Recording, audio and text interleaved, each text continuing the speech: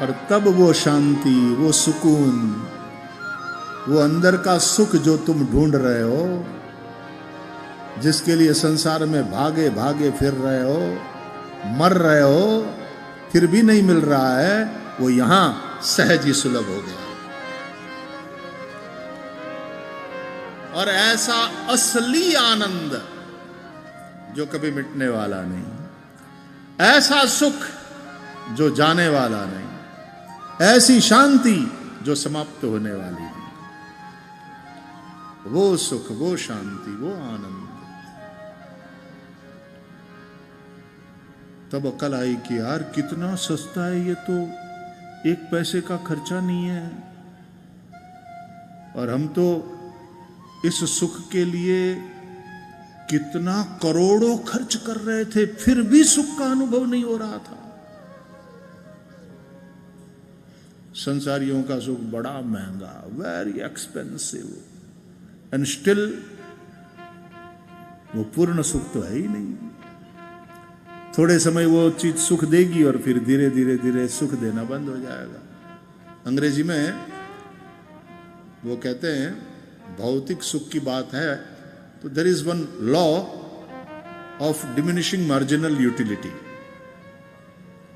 वो नियम ये कहता है कि संसार में किसी भी भौतिक वस्तु का उपभोग करो तो उससे मिलने वाला आनंद धीरे धीरे धीरे कम होता चला जाता है।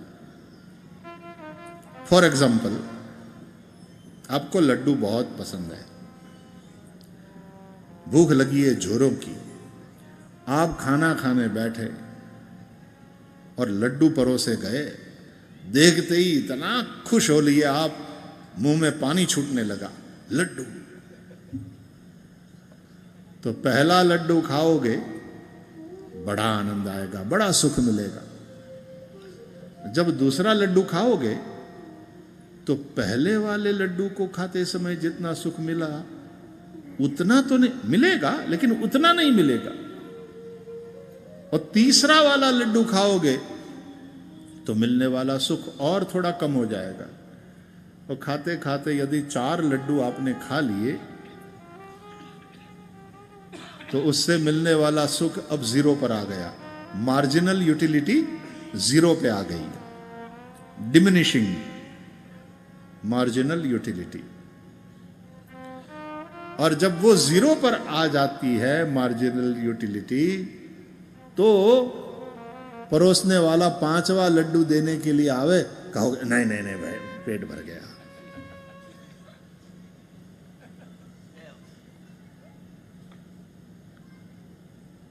और परोसने वाला यदि आग्रह पर, अरे नहीं नहीं नहीं मेरी कसम भैया जी एक और ले लीजिए, और 5वां लड्डू जबरदस्ती आपकी थाली में रख दे, नहीं ये तो खाना ही पड़ेगा। अब आप खाते नहीं हो, आपको खाना पड़ रहा है। अब एक बाध्यता हो गई, तो उस लड्डू से मिलने वाला सुख, वो मार्जिनल यूटिलिटी अब माइनस में जाएगी, क्योंकि 4 लड्डू पे 0 पे तो आई गई थी। अब 5वां लड्डू खाना पड़ रहा है तो माइनस पे गई।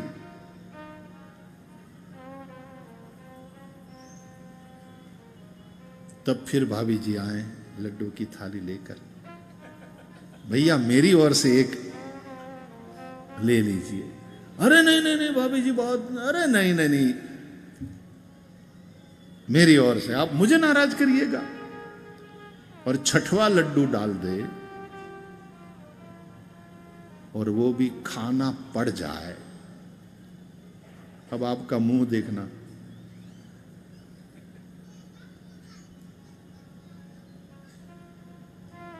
तब भाभी जी की बेटी, देखो चाचा जी मुझे नाराज मत करिएगा, मेरी ओर से एक तो लेना ही पड़ेगा।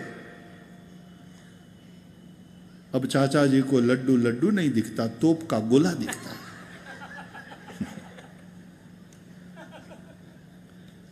कि मार डालेगा लड्डू मुझे, जो पहले सुख दे रहा था वही लड्डू अब समस्या बन गया। फिर तो भागने का मन करता है। तो संसारियों का सुख भी ऐसा ही है, उससे मिलने वाला सुख धीरे धीरे धीरे धीरे कम होने लगता है। तो when we talk about materialistic life, उससे मिलने वाला सुख कम होता चला जाता है। और जब आप अध्यात्म की बात करो तो जैसे जैसे यात्रा करोगे इससे मिलने वाला सुख बढ़ता चला जाएगा, बढ़ता चला जाएगा।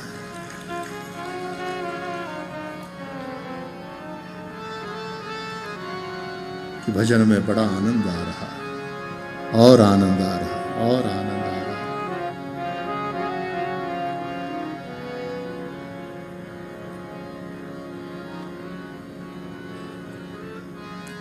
सनत कुमारों ने भागवती कथा के महिमा को समझाते हुए कहा कि कोई कितना ही कायिक वाचिक मानसिक पाप करने वाला महापापी क्यों न हो, श्रीमद् भागवत के श्रवण से न केवल वह पाप से मुक्त हो जाता है बल्कि भगवान के लोक को भी प्राप्त करता है। ऐसा हुआ है क्या? बोले हाँ, एक इतिहास है, घटी हुई घटना, वो इतिहास सुनाया। अत्रते कीर्तयिष्याम इतिहासम पुरातनम।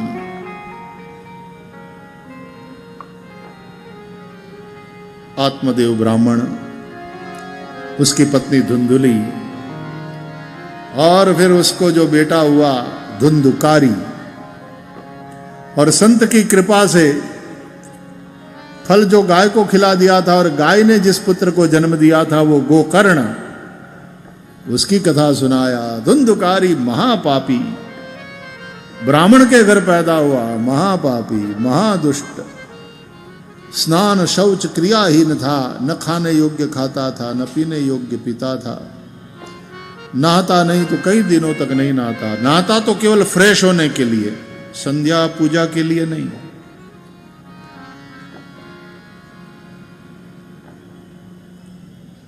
व्यसनी था, व्यभिचारी था।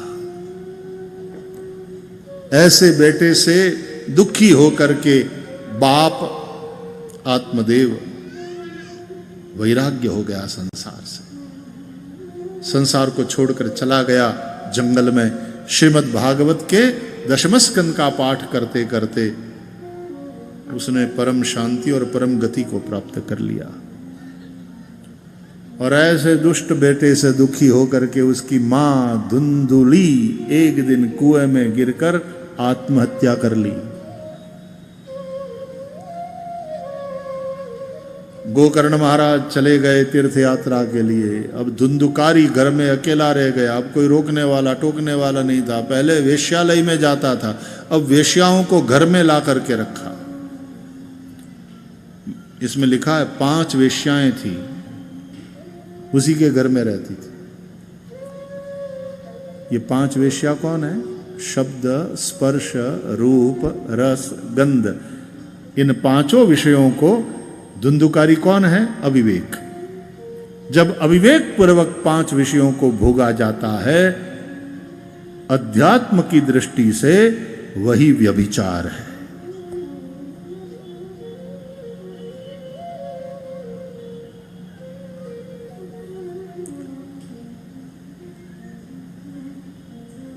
भोगने वाला भोगता नहीं है, वो भोगों के द्वारा भोगा जाता है।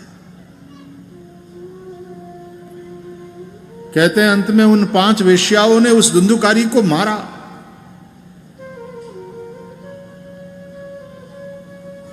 हम क्या विषय भोग करते हैं? विषय भोग हमको भोगते हैं। भोगा न भुगता वयमेव भुगता। आदमी बीड़ी पीता है कि बीड़ी आदमी को पीती है?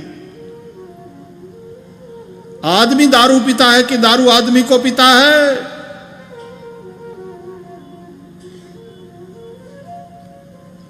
जब वो बीड़ी चूसता है तो उसको पता नहीं ये बीड़ी तेरे आयु को चूस रही है। कितने मिनट की तेरी आयु कम हो जाती है।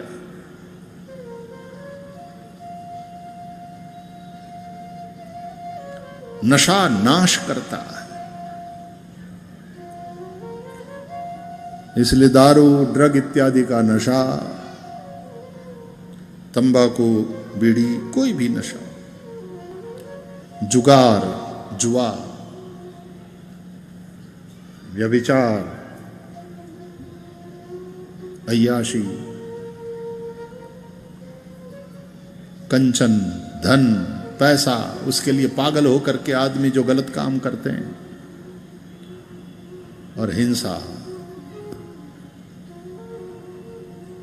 कत्ल करना, मांस खाना, तो मांस, मदिरा, व्यभिचार,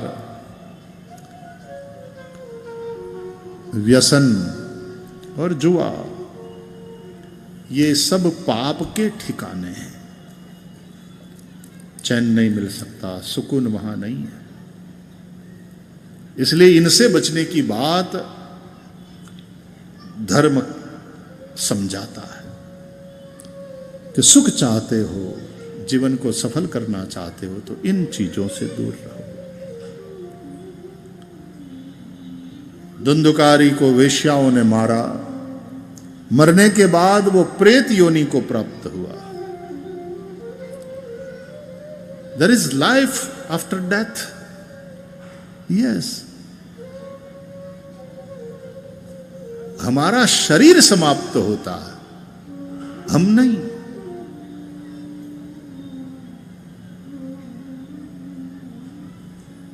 ओके, रात में आप सोए हैं और आप सपना देख रहे हो, और सपने में कहीं और ही हो। कभी कभी तो सपने में आप उड़ रहे हो। कितने लोगों को मैं उड़ रहा हूं ऐसे सपने कितने लोगों ने देखे? सपने में आप उड़ते हो, हाथ उठाओ।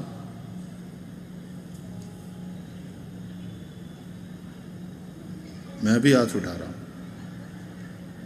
हम उड़ रहे हैं ऐसे सपने कई कितने लोगों ने देखे?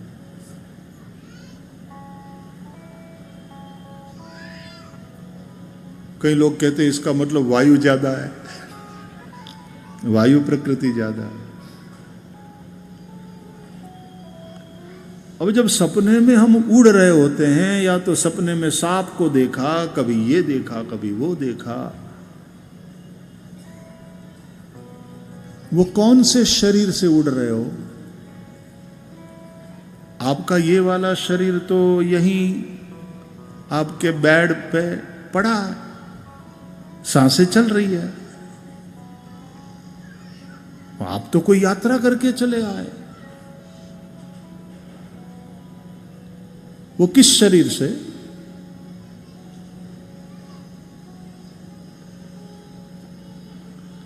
सुख दुख का अनुभव तो सपने में भी करते हो ना, कि कोई अच्छा सपना देख लिया, कोई बुरा सपना देख लिया, तो किस शरीर से तुम वहां गए? इस शरीर के होते हुए भी तुम सपना देखते हो, तो किसी और शरीर के द्वारा चले जाते हो, उड़ते हो।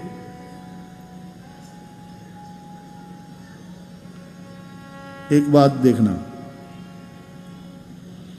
सपने में डर तो लगता है कि ये मैं मरा, सांप ने काट लिया, शेर सामने से आ गया, ये मैं मरा, ये मैं दब गया, ये मैं मरा, ये मैं मरा। मरने के कगार पर तो हो सकते हो, लेकिन सपने में तुम कभी मरते नहीं हो, मरोगे ही नहीं, नॉट पॉसिबल।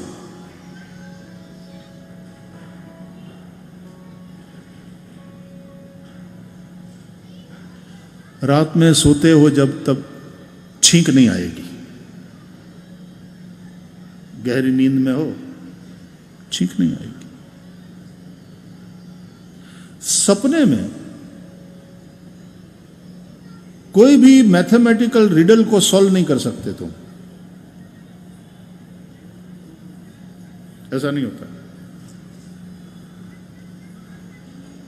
क्योंकि उसके लिए बुद्धि चाहिए, कॉन्शियस माइंड चाहिए, और इस वक्त तुम सबकॉन्शियस माइंड में हो।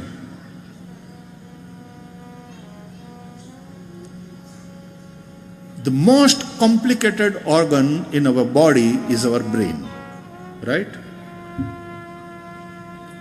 और उसके फंक्शन को समझने के लिए अभी भी मेडिकल जरूरी है, उतना सोना भी जरूरी है। और एक टाइम का खाना यदि स्किप कर दिया जाए कोई बुराई नहीं, अच्छा ही है, बल्कि अच्छा है तुम्हारे स्वास्थ्य के लिए। लेकिन एक रात का जागरण, युवानी में तो बहुत ज्यादा फर्क नहीं पड़ता, लेकिन एक उम्र के बाद एक रात्रि का जागरण तोड़ के रख देता है। 3-4 रात लगती है उसको ठीक करने में। यू पीपल स्पेशली,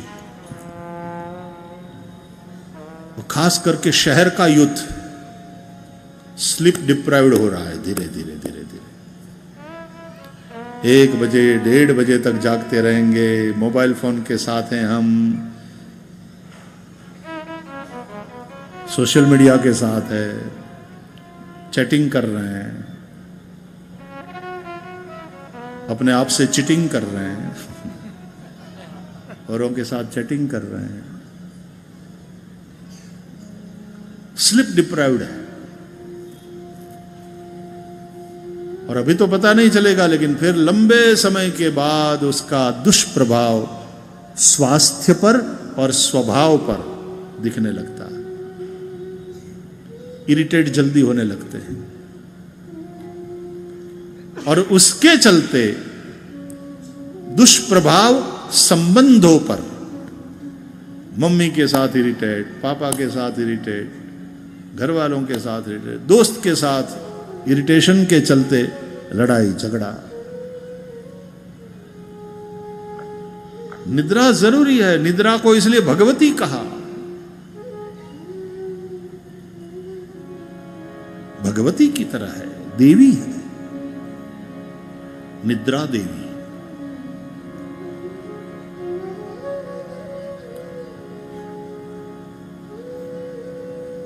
तो जितना आहार जरूरी है उतनी ही निद्रा भी जरूरी है। इसलिए कभी कभी अपराधियों से उगलवाना है, इंफॉर्मेशन नहीं बता रहा है, तो पुलिस डिपार्टमेंट वाले और तो कुछ नहीं करते, ज्यादा मारना पीटना ज्यादा नहीं होए तो उसको सोने नहीं देते, बस खाना देते हैं, सोने नहीं देते।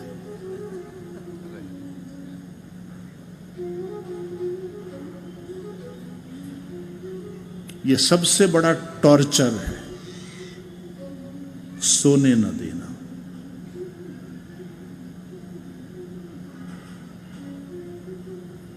आदमी पागल हो जाएगा। कुछ दिन तक यदि सोए ही नहीं तो उसकी दिमागी हालत खराब हो जाएगी।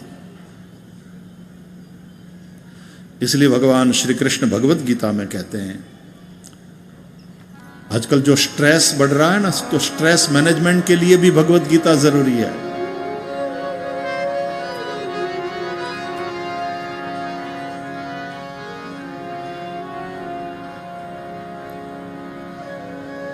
युक्त स्वप्नावबोधस्य योगो भवति दुःखः, युक्ताहार विहारस्य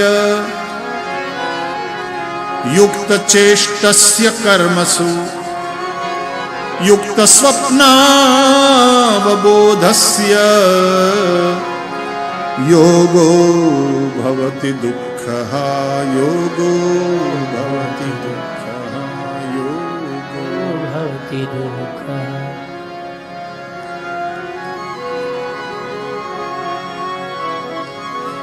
आहार विहार युक्त हो, बैलेंस्ड। तुम्हारी चेष्टा यानी तुम्हारा काम करना, मेहनत करना, और तुम्हारा आराम करना, यह भी युक्त हो, संतुलित हो। तुम्हारा सोना और तुम्हारा जागना, यह भी युक्त हो, यह जरूरी है। योग एक संतुलन साधने का नाम है। योगी इज ए बैलेंस्ड पर्सनालिटी। योगी एक संतुलित व्यक्तित्व का धनी होता है। इसलिए कहते हैं कि बहुत ज्यादा खाने वाला भी योगी नहीं बन सकता और बहुत ज्यादा उपवास करने वाला भी योगी नहीं बन सकता।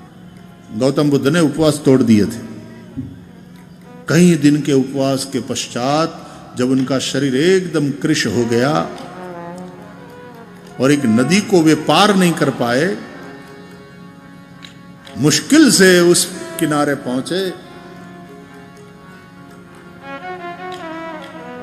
तो बुद्ध ने सोचा इस नदी को पार करने में मुझे इतनी कठिनाई हो गई, तो भव समुद्र को पार करने की बात है। उस पार पहुंचने के बाद पहला काम किया सिद्धार्थ गौतम ने, पारण करने का।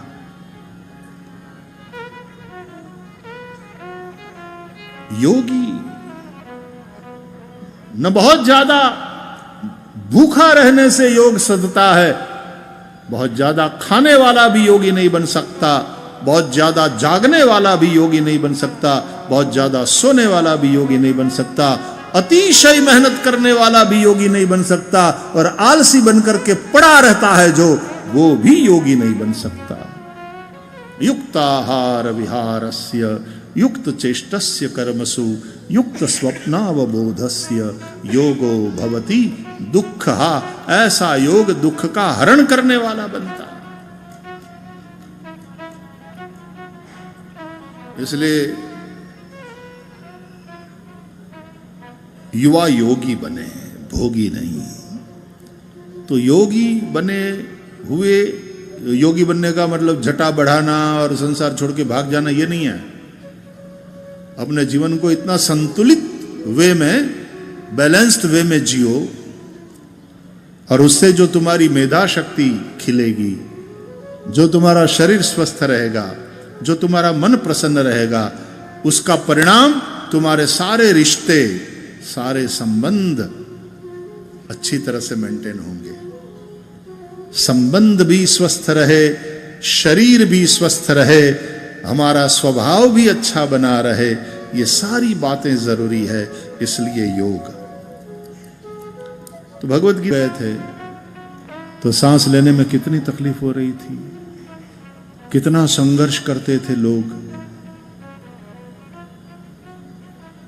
जो बच गए वो बच गए, और चले गए वो अनफॉर्चुनेटली चले गए, जान गंवाई। एवरी मोमेंट संघर्ष चल रहा है जिंदा रहने के लिए।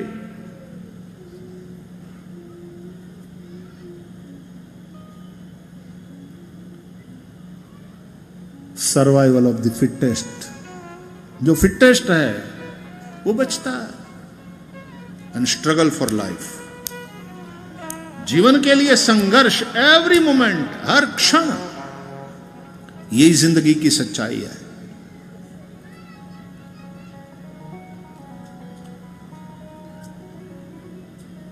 इसलिए भैया सांसें तो चलती रहेगी।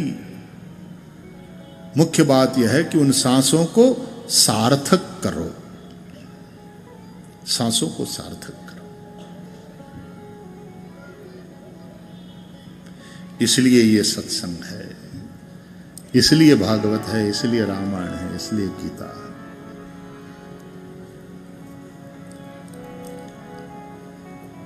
गोकर्ण महाराज ने अपने प्रेत योनि को प्राप्त हुए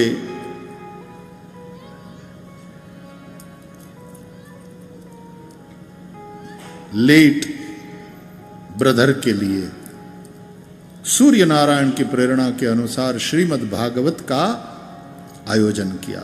वो खुद ही कथा सुनाने लगे, गांव के लोग सुनने के लिए आए। वो प्रेत योनि वाला, there is life after death,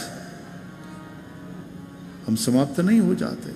तो जिस तरह से सपने में तुम और मनोमय शरीर लेकर के उड़ते हो, विहार करते हो, चले जाते हो, उसी तरह तब भी इस शरीर को छोड़ के गए थे ना। ये तो बेड पे सोया था, और उसी तरह मृत्यु के बाद भी इस शरीर को हमेशा हमेशा के लिए छोड़ के जाओगे, लेकिन तुम तो होगे, रहोगे। शरीर की समाप्ति तुम्हारी समाप्ति नहीं है। इसलिए कहा गया गीता में, वासांसि जीर्णानि यथा विहाय नवानि गृह्णाति नरो पराणि तथा शरीराणि विहाय जीर्णान्यन्यानि संयाति नवानि देहि। जूने पुराने फटे कपड़ों को उतार कर जिस प्रकार हम नए वस्त्र धारण करते हैं, उसी प्रकार पुराने वृद्ध जीर्ण शीर्ण शरीर को छोड़ करके ये चेतना नया शरीर धारण करने जाती है। मृत्यु का अर्थ शरीर और चेतना का सेपरेशन है, समाप्ति नहीं है। अलग हो गए, शरीर और चेतना अलग हो गए।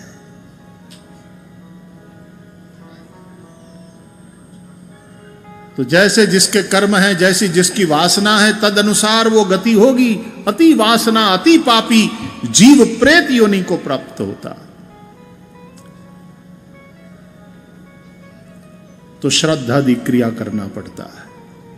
लेकिन कोई अति पापी हो तो गया श्राद्ध शते नापी नमे मुक्ति ही भविष्यति। जो धुंधुकारी ने कहा 100 गया श्राद्ध भी कर लो, ऐसे प्रेत की मुक्ति नहीं होती। उसकी मुक्ति श्रीमद् भागवत से। श्रीमद् भागवतान मुक्ति ही सप्ताहम वाचनम कुरु। और इसलिए गोकर्ण महाराज ने भागवत स्वयं सुनाना शुरू किया। गांव के लोग सुनने आए। वो वायु रूपधारी प्रेत धुंधुकारी भी आया। वायु दिखती है? नहीं दिखती ना, लेकिन होती तो है ना। प्रेत भी दिखता नहीं, होता है। कहीं कहते मैंने कभी देखा नहीं। तूने हवा देखी? नहीं होती। तो कभी अमेरिका गया? बोले मैं तो नहीं देखा, वो नहीं मानता। अमेरिका कभी गया है?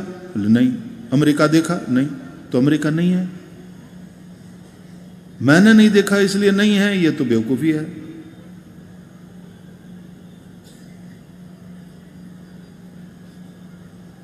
प्रेत योनि है। अमेरिका की एक यूनिवर्सिटी में तो प्रेत सृष्टि पर रिसर्च करने वाला एक विभाग है अलग से।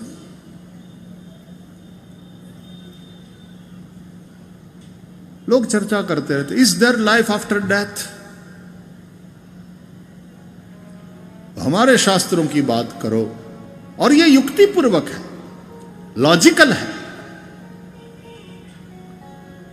पुनर्जन्म।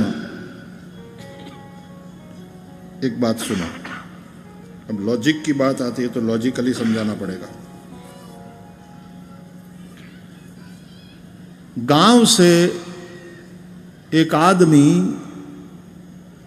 अपने दादा को शहर में ले आया। पहली बार वो शहर में आया, रेस्टोरेंट में ले गया जिमा ने,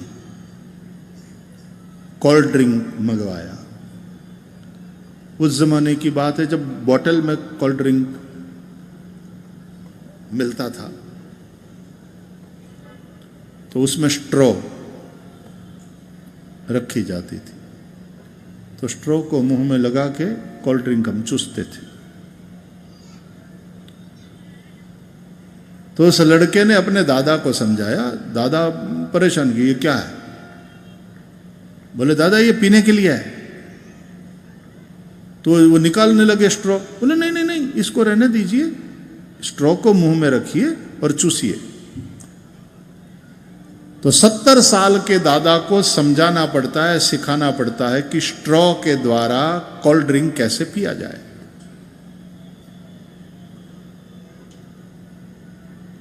और एक बच्चा पैदा होता है, नर्स उसको साफ करके, साफ कपड़े में लपेट करके मां के पास ले आती है। प्रसूति की पीड़ा से बाहर आकर के अपने उस बच्चे को देखकर मां भूल जाती है सारी पीड़ा को और उस बच्चे को अपनी छाती से लगा लेती है। उस बच्चे को नर्स ने सिखाना नहीं पड़ता कि मां के थन से दूध कैसे पिया जाता है, उस बच्चे को आता है। और न केवल मनुष्यों के बच्चों को, पशु के बच्चों को भी आता है। वे जानते हैं कैसे दूध पिया जाता है मां के थन से, उसको पता है। कैसे पता है? क्योंकि इससे पूर्व कई जन्मों में कई मां के दूध को पीने का अनुभव भीतर है। हार्डवेयर चेंज हुआ है, सॉफ्टवेयर प्रोग्रामिंग वही है। वो संस्कार, वो अनुभव भीतर है।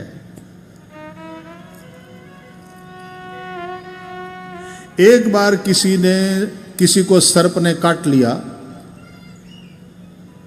जहर से एकदम पीड़ित, किसी तरह डॉक्टर के पास समय पे पहुंच गए। डॉक्टर ने ट्रीटमेंट शुरू कर दिया, धीरे धीरे जहर का असर कम हुआ, बच गया। एक बार एक आदमी को बिच्छू ने काट लिया, डॉक्टर के पास ले गए, किसी तरह बचा। लेकिन उसको पीड़ा पता है कि बिच्छू काटता है तो कैसी पीड़ा होती है, जहर सांप काटता है तो कैसे पीड़ा होती है। वो आदमी फिर बिच्छू और सांप से डरे तो समझ में आता है, क्योंकि उसको अनुभव है। हमको तो कभी सांप बिच्छू ने काटा नहीं, हम क्यों डरते हैं? हमको तो ये अनुभव नहीं है।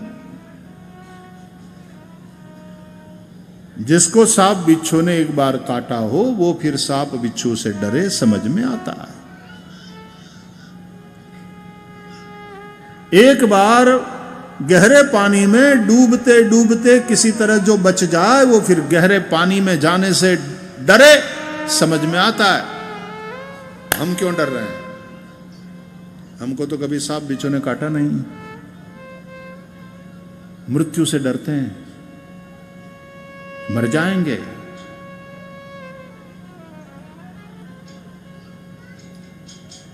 क्यों मृत्यु से डरते हो?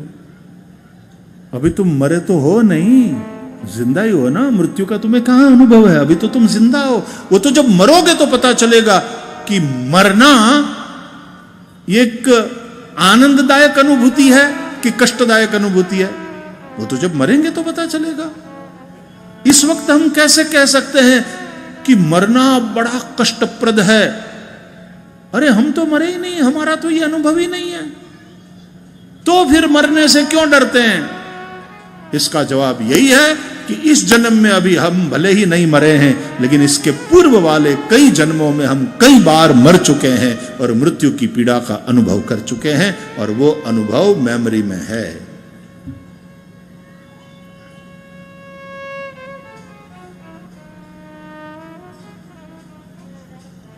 जन्म और मृत्यु में ये लॉजिकल प्रमाण है। तो पुनरपि जननम पुनरपि मरणम पुनरपि जननी जठरे शयनम यह संसारे खलु दुस्तारे कृपया पारे पाहि मुरारे भज गोविंदम गोविंदम भज मूढ़मते प्राप्ते सन्निहिते मरणे नहीं नहीं रक्षति डुक्रोई करणे। मेरे प्यारों, अपने शास्त्रों का ये जो खजाना है अद्भुत, इसका स्वाध्याय करो, इसको पढ़ो, सुनो। नहीं समझ में आवे तो साधु संतों के पास जाओ, समझने की चेष्टा करो। ये अद्भुत ज्ञान का खजाना है। और हम मारे मारे फिर रहे हैं। हाँ, पश्चिम से भी सीखने लायक जो है वो जरूर सीखें, और पश्चिम से भी सीखने लायक बहुत सी चीजें हैं। इसलिए हमारे वेद कहते हैं आनो भद्राः क्रतवो जंतु विश्वतः। अच्छे विचार, अच्छी आइडियाज पूरे विश्व से जहां से मिले लो, वेद कहते हैं। लेकिन तुम्हारे पास अपना क्या है ये भी तो देखो। क्यों अपने आप को ऐसा वैसा समझ लिए हो? ज्ञान का ये खजाना है हमारे पास। ज्ञानदेव महाराज, आजकल तो धार्मिक कहलाना और ये कथा इत्यादि सुनना तो इसको बैकवर्ड लोगों का काम है, ऐसा मानते हैं कई लोग। अभी तो धीरे धीरे बदलाव आ रहा है, बहुत बदलाव आ रहा है। अब पहले वाली बात नहीं है। नहीं तो अंग्रेजी बोलने वाले लोग संस्कृत बोलने वाले को तो केवल पंडित ही मानते थे। अरे भाई, ये ज्ञानियों की भाषा है, इस भाषा को सीखना पड़ेगा, क्योंकि पूरा ज्ञान इसमें भरा पड़ा है। तो ये कथा वार्ता ये केवल धार्मिक बातें नहीं हैं, ये जिंदगी से रिलेटेड बातें हैं। यदि जिंदगी से तुम्हें प्यार है तो इन चीजों से प्यार करना होगा, सत्संग से प्रेम रखना होगा, समय समय पर सुनना होगा। सत्संगस्यैव धीर नृणाम,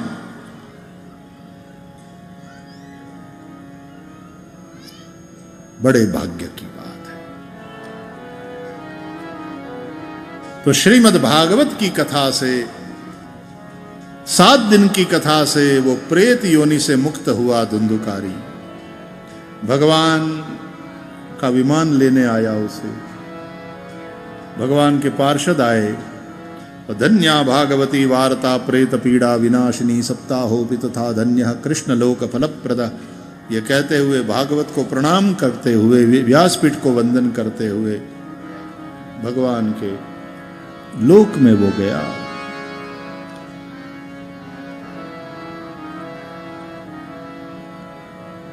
फिर तो गोकर्ण महाराज ने फिर से एक बार कथा का आयोजन किया। सब लोग वहां तो भगवान आए लेने, सब लोग भगवान का दर्शन पाए, सब लोग धन्य हुए। अंत में विधि कथन किया है। और ऐसा यह श्रीमद् भागवत जिसकी महिमा अपरंपार है, एक आधे क्षण के लिए भी कोई अपने कल्याण के लिए सुन ले, भवसागर से पार हो जाता है। परीक्षित उसमें प्रमाण है। परीक्षित साक्षी यत् श्रवणगत मुक्त्युक्ति कथने, श्रवण मात्र से जीव की मुक्ति हो जाती। ऐसी यह प्यारी कथा। एक बार प्रवेश कर लें श्रीमद् भागवत में। ओम श्री परमात्मने नमः। जन्माद्यस्य यतोऽन्वयादितरतश्चार्थेष्वभिघ्नस्वराट् तेने ब्रह्म हृदाय आदिकवये मुह्यन्ति यत्सूरयः। तेजो वारि मृदां यथा विनिमयो यत्र त्रिसर्गो मृषा धाम्ना स्वेन सदा निरस्तकुहकं सत्यं परं धीमहि। सत्यं परं धीमहि। बहुत ही प्यारा श्लोक है, इसके ऊपर चिंतन करेंगे कल।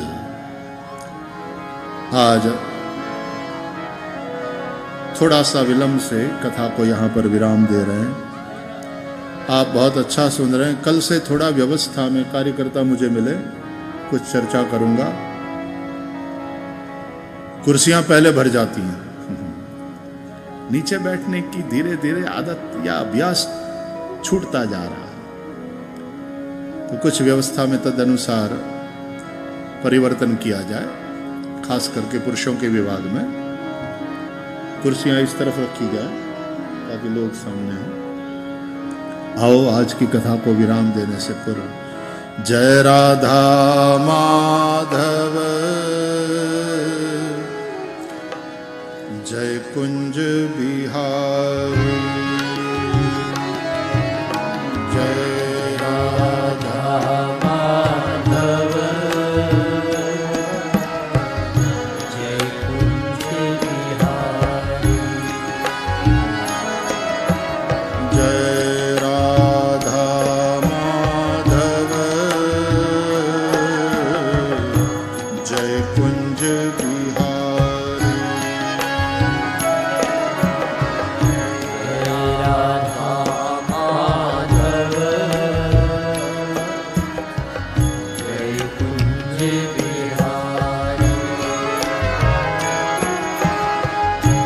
जय गोपी जन वल्लभ,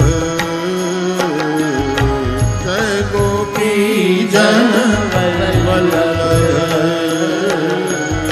जय गिरिवरधारी, जय गोपी जन वल्लभ,